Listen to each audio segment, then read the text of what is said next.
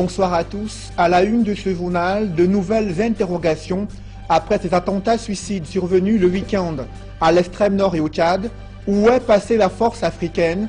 La mise en place de ce projet connaît un retard considérable. C'est la confidence d'un émissaire de l'Union africaine en visite au Cameroun. C'est un monument de la musique africaine qui s'est éteint dimanche à Douala. Dans ce journal, nous vous proposons l'ambiance au domicile du défunt Djomboulet. Ensuite, la réaction des artistes et producteurs qui ont connu cette célébrité. 14 ans après la privatisation du secteur de l'électricité au Cameroun, le gouvernement reprend la main sur la gestion du réseau de transport électrique. Qu'est-ce qui va changer concrètement avec l'entrée en scène de la Sonatrel? Quels sont les enjeux et les perspectives dans le secteur de l'électricité? On en parle en deuxième partie de ce journal. Mais avant, voici le développement des principales nouvelles.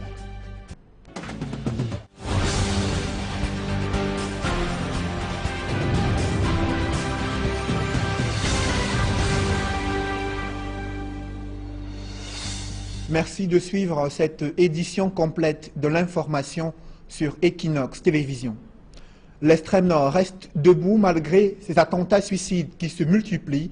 Ce lundi encore, un kamikaze a essayé de se faire exploser, a essayé donc de faire des victimes en se faisant exploser. Si l'on ne déplore aucune perte en vie humaine, hier, un double attentat suicide a fait au moins 11 morts, non loin de Ouaza. Le récit des faits avec Flavien Dongo.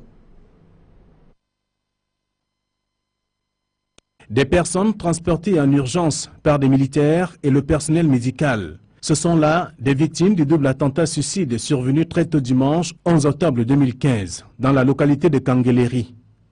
Cette bourgade, située entre Mora et Ouaza, réputée de lieu de rassemblement et de ravitaillement des passagers, a été ciblée par 3 jeunes kamikazes.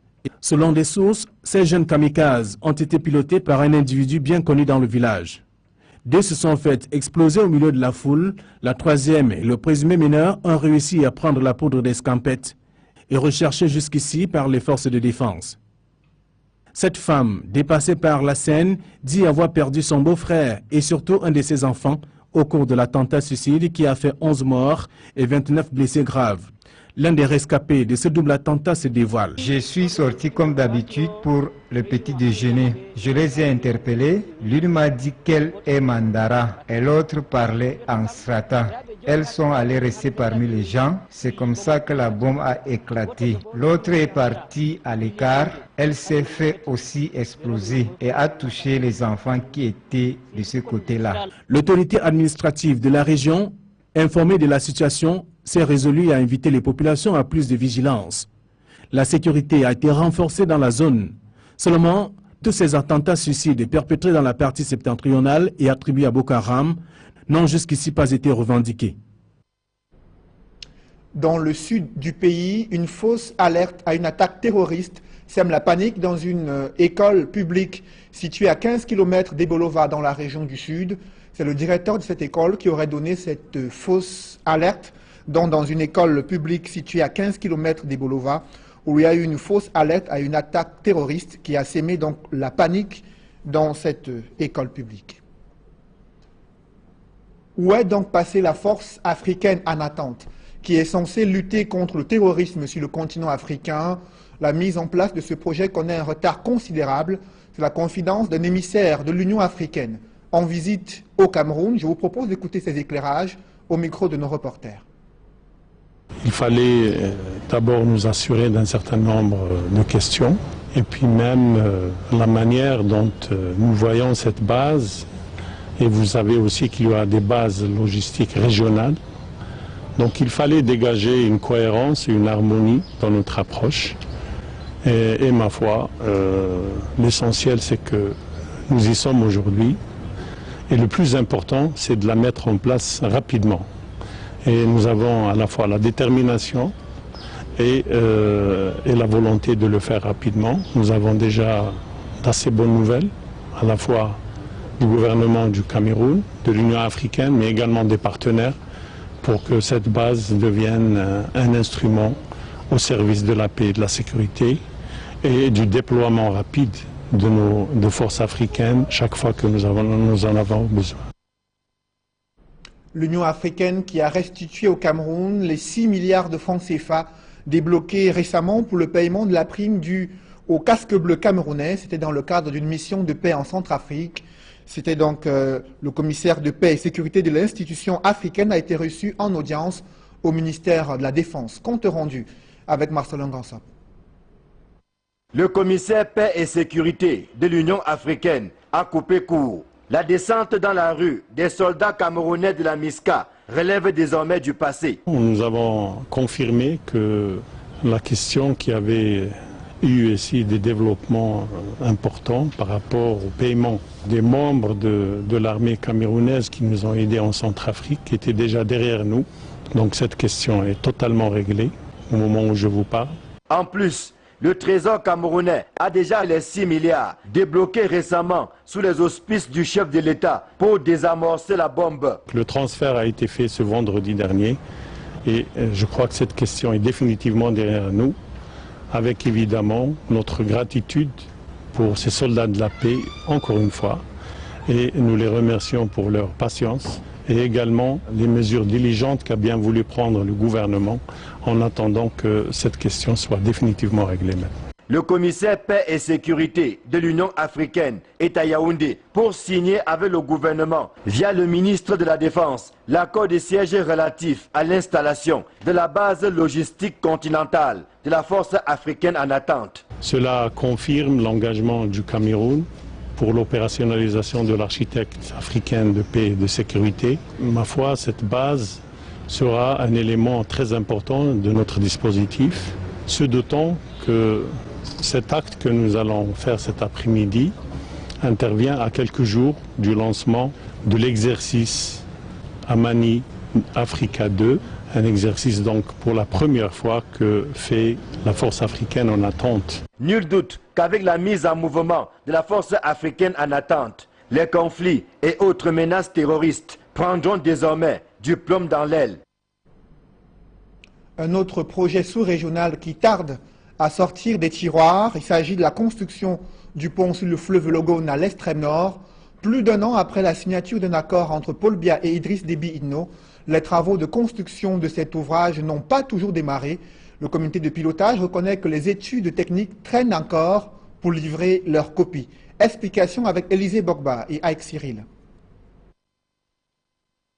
17 mois après la signature de l'accord entre les présidents tchadiens et camerounais le 27 mai 2014 à N'Djamena, les travaux de construction du deuxième pont sur le Logone en sont encore à la phase des études techniques. Mais pour ceux qui pensent que le projet piétine, les membres du comité bilatéral de pilotage démentent. Aujourd'hui, nous avons déjà identifié le site du projet. Nous avons déjà pris une option sur le type d'ouvrage qui sera à réaliser. C'est les études qui déterminent l'ampleur de l'ouvrage du projet. C'est les études qui déterminent le coût du projet. Ce n'est qu'après ces études, vous allez présenter donc aux partenaires financiers éventuellement que vous pouvez susciter son intérêt. Le pont sur le Logone entre Yagua au Cameroun et Bongor au Tchad aura l'avantage de faciliter le rapprochement entre les peuples des deux pays, promouvoir les échanges commerciaux, renforcer et accroître la circulation des personnes et des biens. Mais par ces temps où Boko Haram sème la terreur, le pont sur le Logone permettra la traversée du fleuve en toute sécurité. Permettre à ce que le trafic puisse quand même passer en sécurité. Et vous voyez, si maintenant la traversée se fait généralement par des pirogues, donc il y a un risque qui est là. Donc on peut très bien éviter ces risques en construisant cet ouvrage important. Le comité bilatéral de pilotage des travaux de construction du pont sur le Logone tient sa deuxième session à Yaoundé. De l'avis même des experts, le premier coup de pioche ne pourra pas être donné avant 2018. À présent, cette scène d'horreur vécue à Boya, dans la région du sud-ouest, une femme est accusée d'avoir tué, assassiné son mari à coups de poignard au terme d'une dispute conjugale. Elle médite son sort à la brigade de Tiko. Le récit des faits avec Derrick Diator et Julingué. C'est une histoire d'amour qui a fini par tourner au drame. Cette femme, nommée Naptichela, âgée de 29 ans, est accusée d'avoir assassiné son mari au cours d'une dispute. La scène se produit au village de New Bonako à Boya, dans la région du sud-ouest. Nous avons trouvé le monsieur couché par terre. Nous l'avons transporté urgemment à l'hôpital général de Tiko, où il a rendu la mort en route avant qu'on arrive. Nous avons trouvé les 3 couteaux que je vous ai présentés tout à l'heure. Alors, nous avons saisi ces couteaux qui constituent l'arme du crime. Mais le couteau, proprement dit, c'est la petite qui est enfoncée directement au cœur. Donc, elle a envoyé le couteau, c'est parti directement couper le cœur de son mari. Selon les résultats des premières enquêtes, la présumée coupable, Naptichela, aurait commis son forfait après avoir consommé le chanvre indien. Ce n'est que quelques heures après qu'elle réalisera la scène d'horreur. Oui, on a trouvé ce paquet de chanvre sur elle. Elle ne raisonnait plus, elle avait perdu la tête. C'est le lendemain vers midi, quand j'arrive encore devant elle, est-ce que tu sais que ton mari est à la mort? Elle dit que quoi? Donc c'est là où l'effet de chanvre indien avait diminué sur elle. Et c'est en ce moment qu'elle réalise que son mari effectivement est mort. Elle a pissé sur elle et la famille de son mari veut lui dire que mais tu as tué notre frère, pourquoi? Elle dit qu'elle n'avait pas l'intention d'assassiner, mais c'était au cours d'une bagarre. Mais je tiens à vous rappeler que c'est un couple que depuis 2 semaines, d'après les témoins, que bagarre ensemble. Ce qui est arrivé. Naptichela médite désormais son sort à la brigade de Tiko. Le corps de son mari, Walassi Julius, alias Zachary, a été déposé à la morgue. L'enquête suit son cours. Des artistes musiciens pleurent un monument de la musique africaine. L'annonce de la disparition de Djomboulet a fait l'effet d'une bombe dans la capitale économique du Cameroun. L'ambiance est lourde depuis ce lundi matin au domicile du défunt. Warren Zede et Sam Séverin Ango.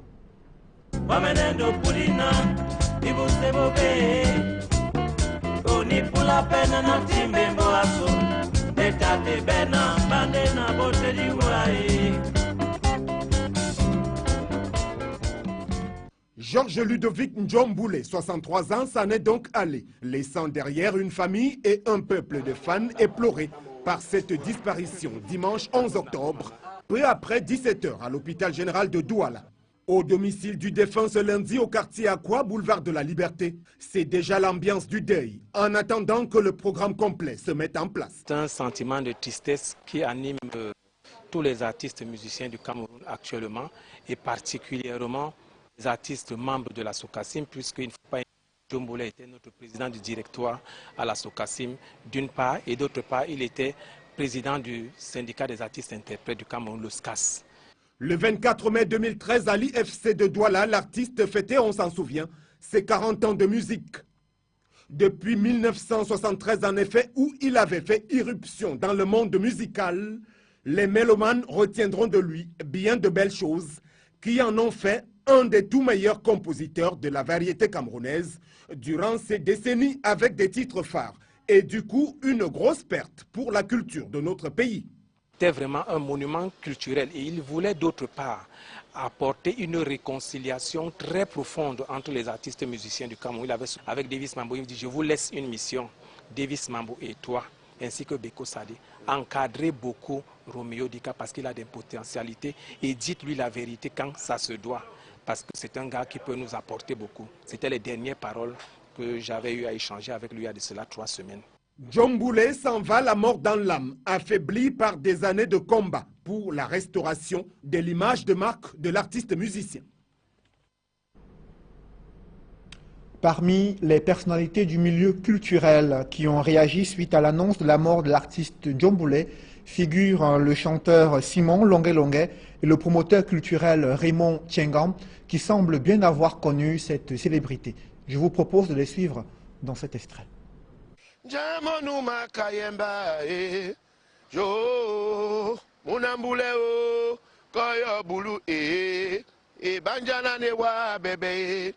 C'est une très très grosse perte pour la musique camerounaise. Je ne l'ai jamais vu dans des querelles des artistes, des trucs de concurrents, non, non. Même s'il y avait des clans des droits d'auteur, il avait toujours sa vision, ses idées, sans attaquer, sans jeter des piques à qui que ce soit. Donc vraiment, c'est une grosse perte. Mais c'est Dieu qui donne, c'est Dieu qui reprend. Oh, je suis très mal, je suis très mal.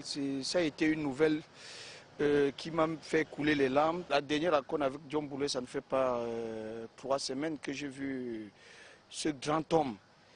Il m'a dit vraiment comment tu vas. J'ai dit non, ça va bien, grand frère. Il me dit vraiment le combat que nous menons là, est-ce qu'un jour on aura une suite favorable parce que je suis fatigué. Voilà le mot, il m'a dit je suis fatigué vraiment. Quand je me réveille le matin, je coule les larmes pour ces artistes-là parce que je me pose toujours la question, est-ce que ce combat-là va avoir une fin?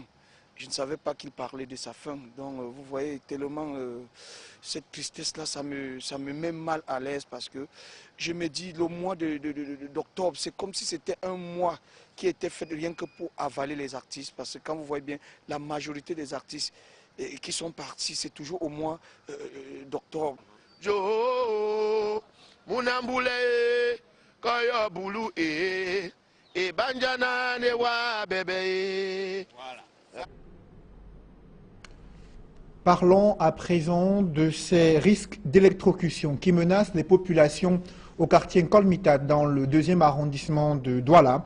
La chute d'un poteau électrique expose ces populations à un danger permanent et la situation perdure depuis plusieurs semaines. Reportage Equa Claude et Julingue. Elles ont fini par s'habituer au danger qu'elles côtoient au quotidien. Ce sont des populations du quartier Nkolmitag, dans l'arrondissement de Douala 2e.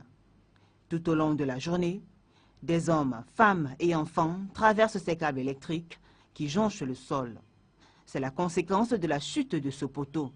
Le poteau est tombé depuis jeudi matin et d'après ce que le chef du quartier du bloc, M. Niabo, m'a dit, il a interpellé les autorités compétentes comme l'INEO plus de 2 fois. Ils sont passés, ils ont vu l'incident mais ils n'ont pas réagi. Ils ont promis de repasser et ne sont jamais repassés. La police est passée, la police n'a rien fait. Et les enfants sont en danger, c'est encore Minta. C'est pourquoi nous avions mis des bananiers pour éviter le pire. C'est donc depuis plusieurs jours que le danger est permanent dans cette localité. Face au mutisme des autorités locales, les populations expriment leur mécontentement. Il y a une école maternelle à moins de 50 mètres, une école primaire à moins de 60 mètres et une autre école maternelle à moins de 100 mètres. Et ceci, c'est très dangereux. Et je me demande comment les autorités comme INEO, une compagnie d'une très grande grandeur comme INEO, est incapable d'intervenir dans les 24 heures qui suivent. Une réaction des autorités de l'entreprise en charge de la distribution de l'énergie électrique est attendue en Nkolmitag. C'est une accalmie qui règne au Conseil national de la jeunesse du Cameroun au terme d'une réunion qui s'est tenue au ministère de la jeunesse et de l'éducation civique. Les 2 partis qui se regardaient en chien de faïence ont décidé de l'organisation d'une assemblée générale dans les toutes prochaines semaines. Reportage Yannick Mbazwa. C'est une brise qui s'annonce au Conseil national de la jeunesse au regard des résolutions issues de la concertation entre les 2 partis en conflit et le nouveau ministre de la jeunesse et de l'éducation civique. À retenir de ces échanges de près de 4 heures, l'organisation à moyen terme d'une assemblée générale ordinaire. Pour la bonne marche du Conseil, Mounouna Foutsu a instruit la direction de la vie associative et de la participation des jeunes de son département ministériel de prendre toutes les décisions nécessaires en vue du fonctionnement effectif du secrétariat technique du dit conseil, organe en charge d'apporter un appui technique à cette institution. À l'issue de la rencontre, le ministre de la Jeunesse et de l'Éducation a également mis sur pied un comité ad hoc pour réfléchir sur les textes du Conseil national de la jeunesse d'où les problèmes sont nés. En rappel, cette concertation intervient quelques jours après l'Assemblée générale extraordinaire tenue le 19 septembre et au cours de laquelle une faction du Conseil national de la jeunesse avait décidé d'exclure le président national Jean-Marc Afessimbafor et de suspendre certains membres du bureau. Il est reproché au président national le détournement de 30 millions de francs CFA. Des décisions qui à leur tour avaient été annulées par l'ancien ministre de la Jeunesse et de l'Éducation civique, Pierre Ismaël Bidumpat. 14 ans après la privatisation du secteur de l'électricité au Cameroun, le gouvernement reprend la main sur la gestion du réseau de transport électrique. Qu'est-ce qui va changer concrètement avec l'entrée en scène de la Sonatrel? On en parle en deuxième partie de ce journal.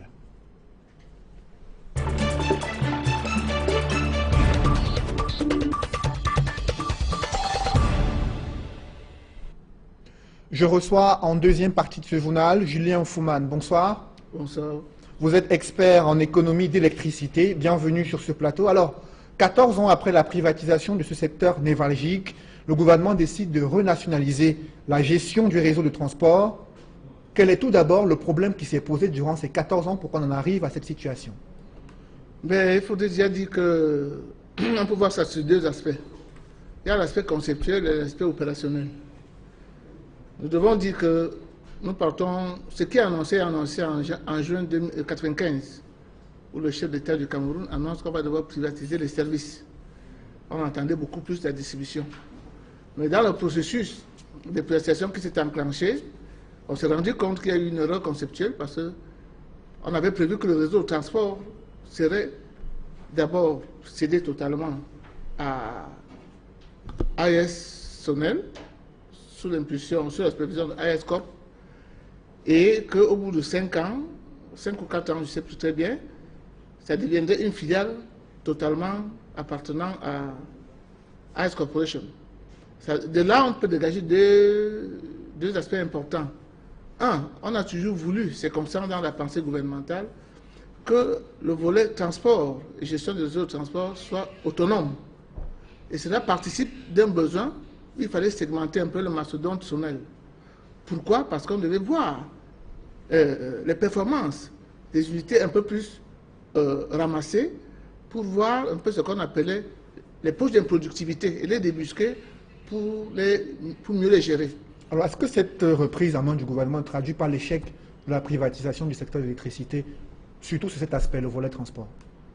Non, on ne peut pas s'appuyer sur un seul volet pour apprécier s'il y a eu échec ou pas la privatisation. La privatisation a échoué sur des choses un peu plus simples. Le tarif n'a pas cessé d'augmenter. Ça, tous les consommateurs le ressentent. Contrairement à ce qui a été prévu qu'à partir de 2011, on enclencherait la baisse progressive des tarifs. Ça n'a pas eu lieu.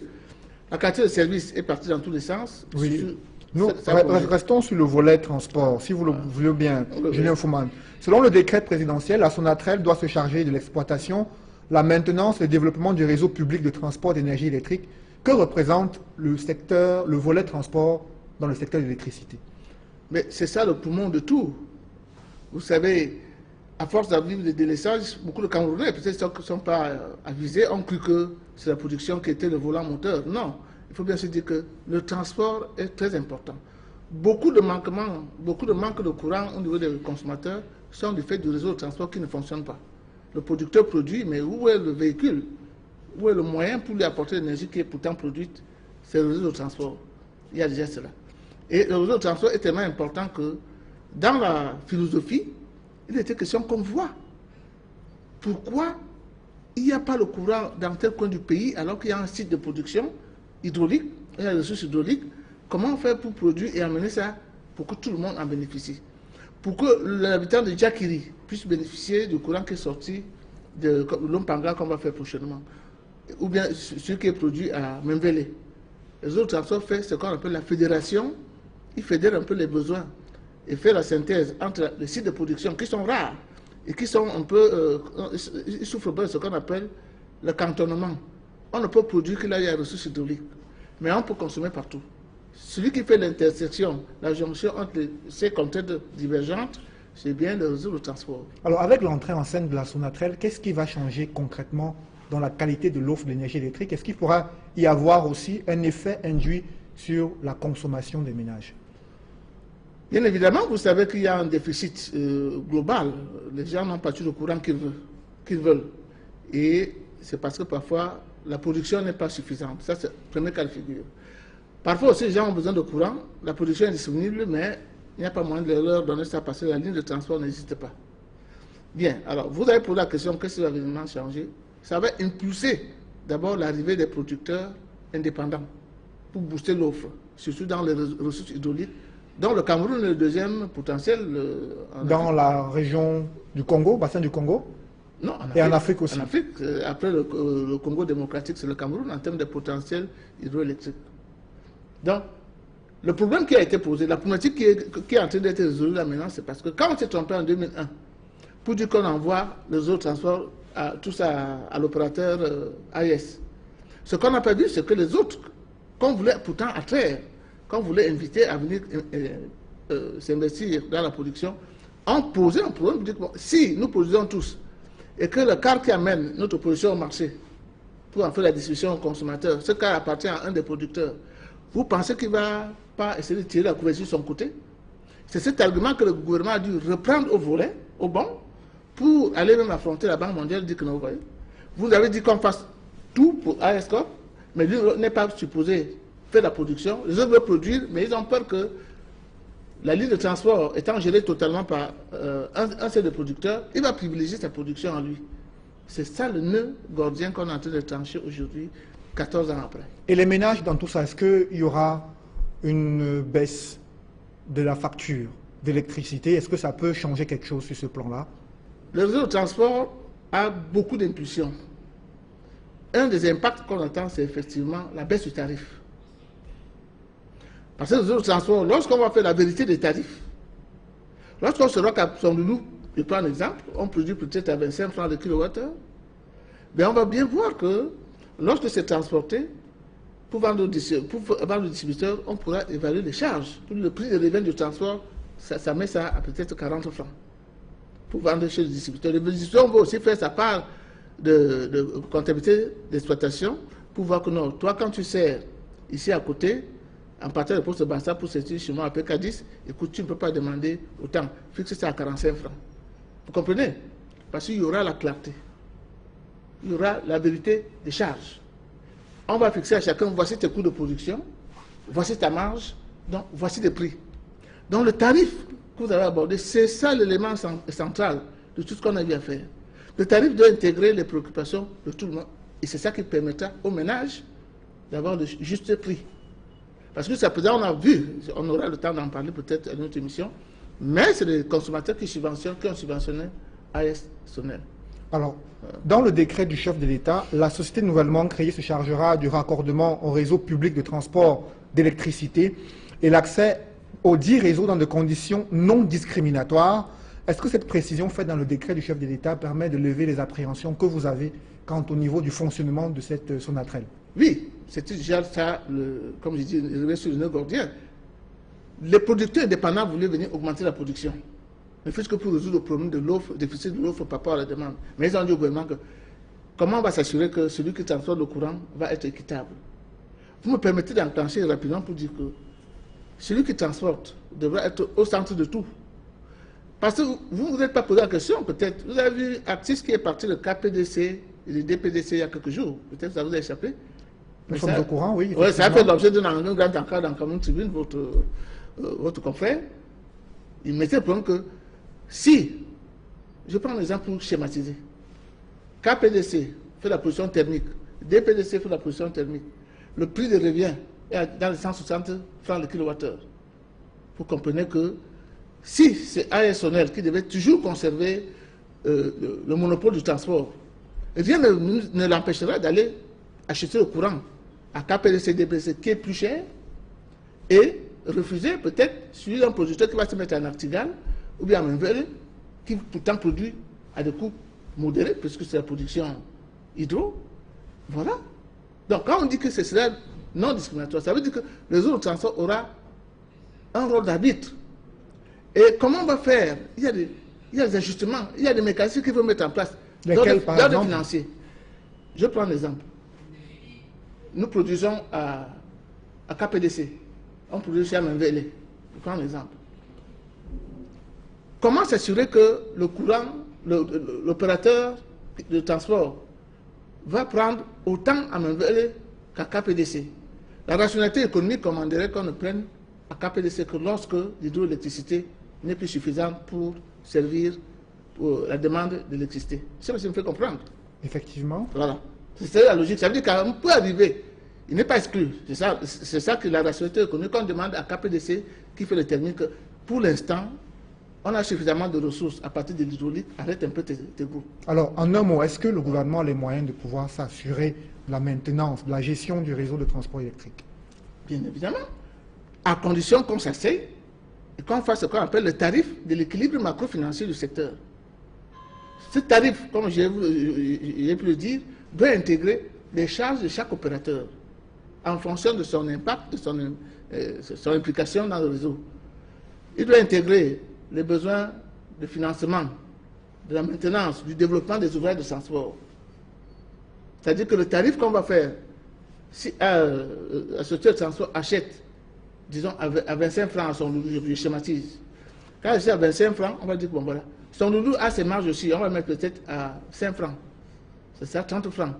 Pour que l'usine de son loulou, après ces charges qui sont à 25 francs, son prix de revient, puisse avoir ses marges. Donc il y aura pour chacun, on va dire que voici ton travail, voici ce que ça pèse comme charge. Au-delà de ça, on te fixe la marge. Pour que chacun se retrouve là-dedans. Et EDC doit avoir les moyens pour faire l'éducation ensuite rurale qui va donner à AR comme agent d'exécution. Donc le gouvernement aura, à condition qu'il fixe ses bons tarifs, il aura les moyens d'équilibrer chaque opérateur pour faire l'équilibre macro-financier du secteur électricité. Merci Julien Fouman, expert des questions économiques et d'électricité. Merci d'être venu sur ce plateau. C'est moi qui vous remercie. Mesdames, Messieurs, c'est la fin de ce journal. Merci de l'avoir suivi. Nous vous souhaitons une bonne soirée sur Equinox Télévision.